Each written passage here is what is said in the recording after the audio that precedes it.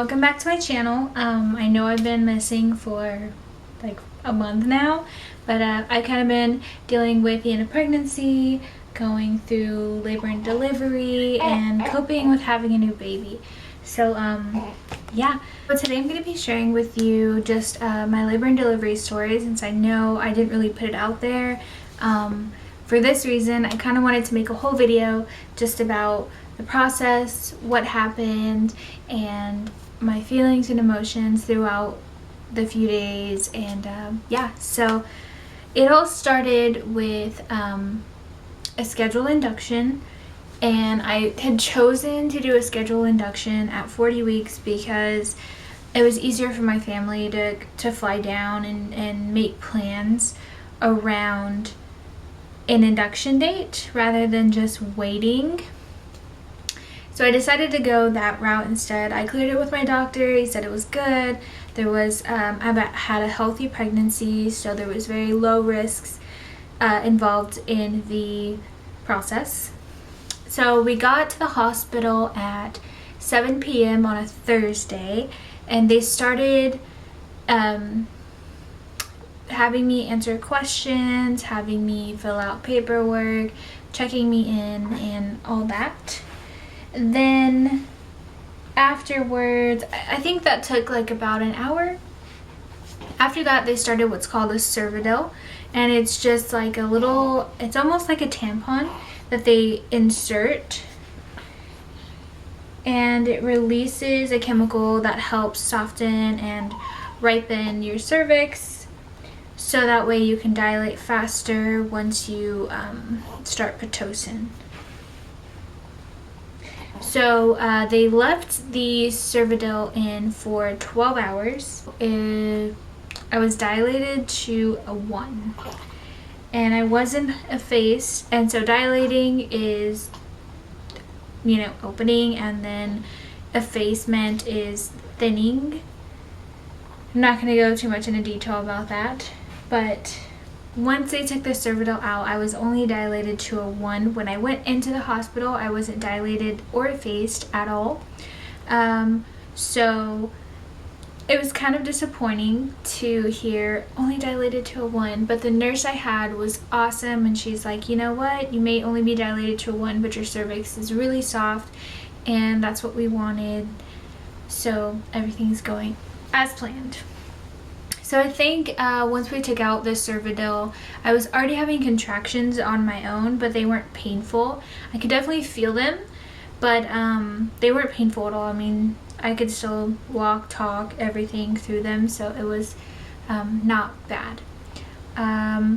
From there, they decided they wanted to hold off on the Pitocin to see if I would go into labor on my own, and I didn't. I was on the exercise ball. I was walking, not frequently, but I was walking around. I was up, mostly on the exercise ball because I wanted to dilate more and I wanted him to turn into the correct position. So that took about an hour to 2 hours, I think, to just kind of see if I would progress on my own. Once they came back in to check on me, they realized I wasn't progressing on my own. So they went ahead and started the Pitocin. Now the Pitocin is what actually starts the contractions. Between 1:30 and 3. Anyways, they gave me what's called a Foley bulb or a Foley balloon, and it's exactly what it sounds like. It's a balloon that they insert and then they inflate while inside, and I wasn't dilating fast enough on the Pitocin, so they wanted to speed it up even more, which I was totally fine with. So my doctor was like, let's do this and then we'll break your water. So the Foley bulb immediately dilated me from a 1 to a 3, and then they broke my water right after. That process was so weird for me because it literally felt like I had just peed on myself, and I had no control over how much fluid was coming out. It was the most weird feeling ever. I mean, it was just so weird. But yeah, so they did the Foley bulb and they broke my waters immediately after, and that process, that was just so weird. I had like bunch of fluid just rushing out. And then at one point I was like, oh, I gotta pee. And so Jacob was in the room, my nurse was in the room, and then my mom and my mother-in-law, they went back to our house to I think they were picking up our dog or just going to rest for a little while, I can't remember. But I had to pee, or at least I thought that I had to pee. But as I was going to the bathrooms would be like 3 feet away from me, 3-4 feet, not far. But so the whole way there I was like, oh my god, I'm peeing on myself, I'm just getting fluid all over the floor. I felt so bad for the nurse because she was cleaning up as I was going, and Jacob was just laughing, and it was definitely the weirdest experience at that point so far. So once they broke my waters, my contractions started coming faster and harder, and everything was getting more regular and more painful, which was a good sign. So I decided to go and get the epidural, and the epidural, the anesthesiologist, they came in and she was just so good at her job. Like, it was fantastic. It was a great experience. Didn't feel the needle going in. They use lidocaine to numb the area where the needle and plastic tubing was going. So I didn't feel a thing. I was having contractions the whole time, which was a little bit hard for me to stay still, but Jacob was really helpful in that aspect because he was in front of me holding my hands, you know, just being there as I had to stay completely still because, I mean, they're running a plastic tube down my spinal cord. So that process went pretty smooth. It took about 20 to 30 minutes, I would say, for the whole entire process, from the numbing to the cleaning, then running the wire down. And it was really good though, because as soon as she put it in, it took like 5 minutes and I could just feel the relief.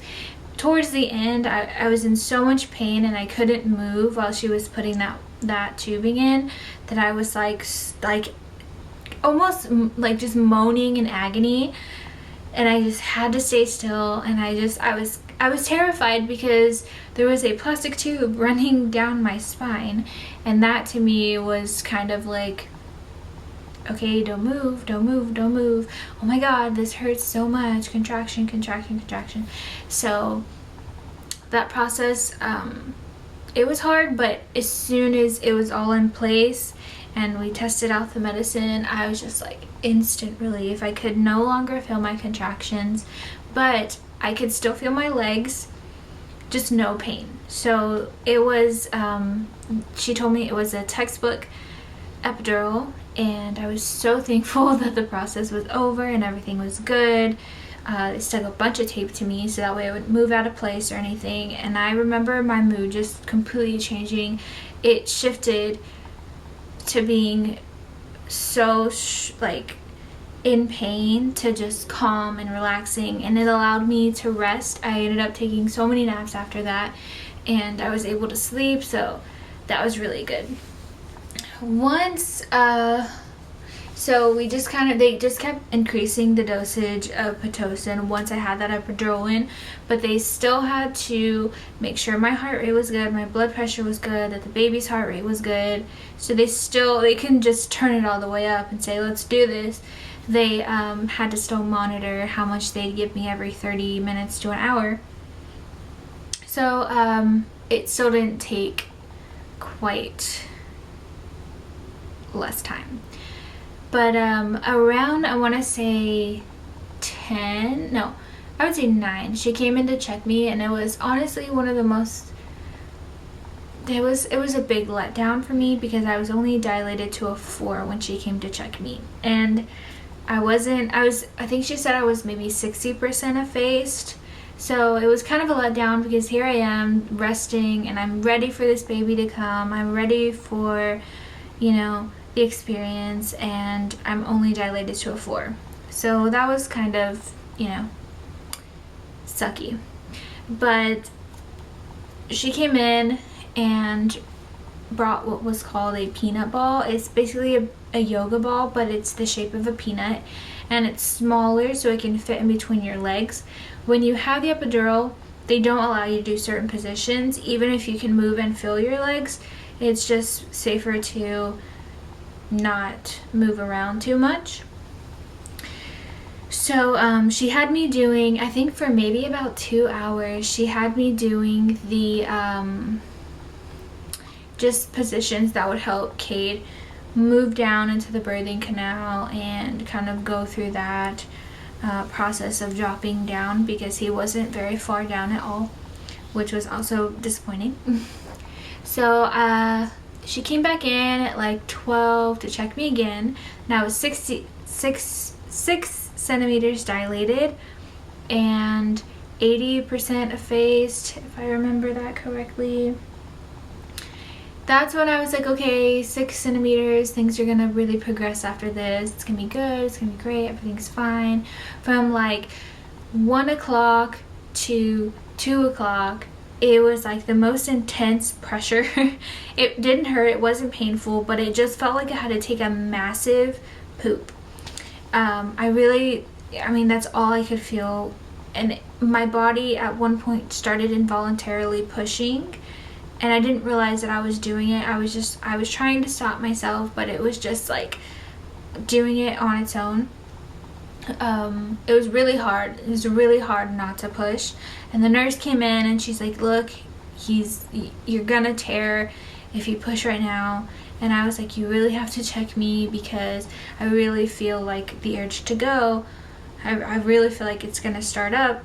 And she checked me and I was dilated to a 9. So 1 more centimeter to go, and she's like, hey, okay, shouldn't be too long now. And she left me, and I just remember thinking, she needs to come back in here because I am going to have this baby. This baby is going to come out and nobody's going to be in here. So I called her back in to check on me, and that's when she's like, okay, let's see if we can, so it's called a perineal massage. It's basically, they just massage it to make it easier to dilate and for the baby to come out.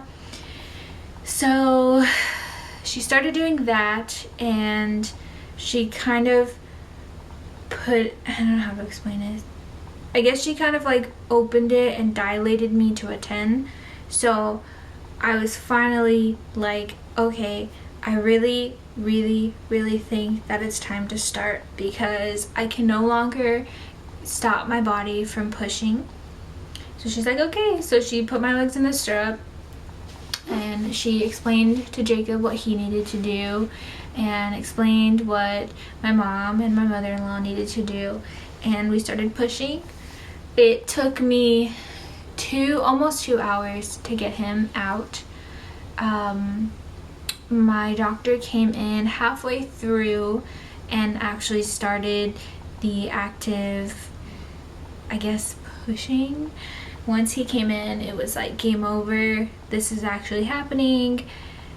And it was at this point I was vomiting, because I don't know why. I was trying to drink water, I would vomit that. I had some apple juice, I vomited that up. It was awful. I just wanted an ice cold water. It was just like, oh my god. But from there, I remember the pushing being the most intense part. It wasn't painful, but I just couldn't. I felt like I couldn't do it. It felt like I was so constipated, and I just couldn't push hard enough, you know. And they were encouraging me. He was like, all right, come on, let's push harder, you know, harder. And then we ended up trying a different position where I'm holding the inside of my legs and pushing, and also pulling on my legs instead of on the little handlebars that they give you. And that is when it started to kick into gear.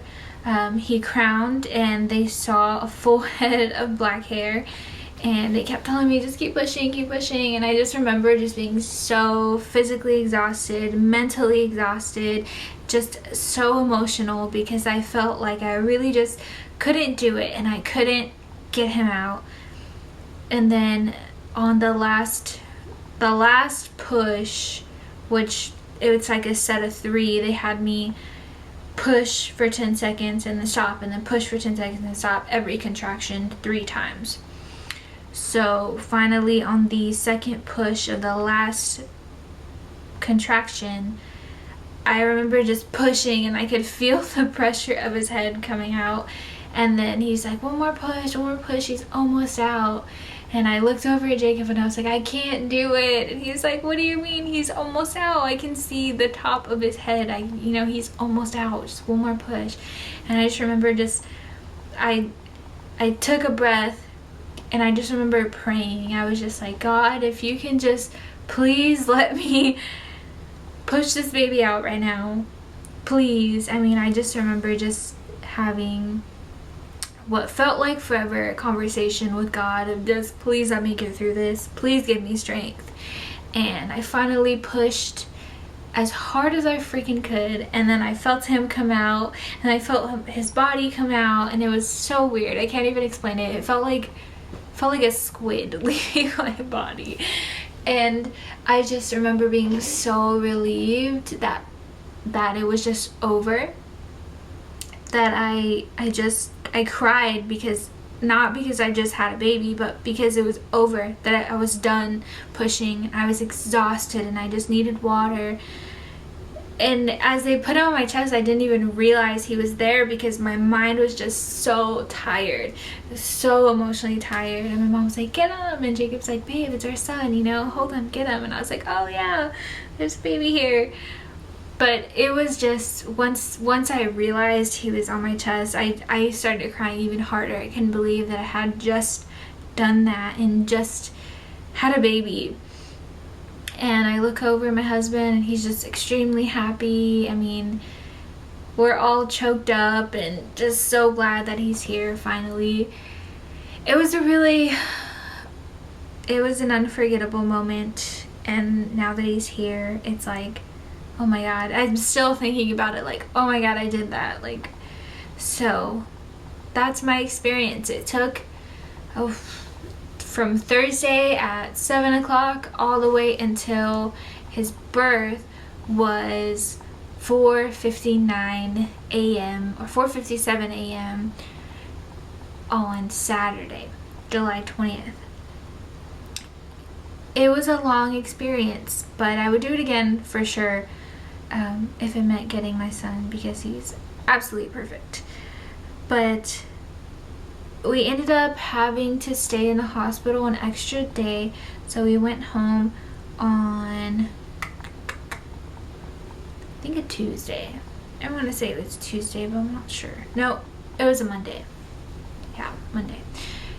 But I had a fever during labor, so he came out with a fever, so they kept us for an extra day to make sure that we didn't come down with any infections or anything like that. And we were both perfectly healthy. He came out to be 8 pounds 2 ounces and 20.5 inches. So yeah, thank you guys for watching. If you have any questions, feel free to ask me if I left anything out. I guess my ending thought is labor and delivery was just such a good experience for me. Don't get me wrong, there was pain, there was stress, but in the end, none of that even mattered anymore. I was surrounded by so much love, and just having my baby outside and just finally being able to hold him was just an amazing experience. And yeah, I hope you liked the video. If you do, go ahead and leave a comment, like, subscribe, and I will see you guys next time.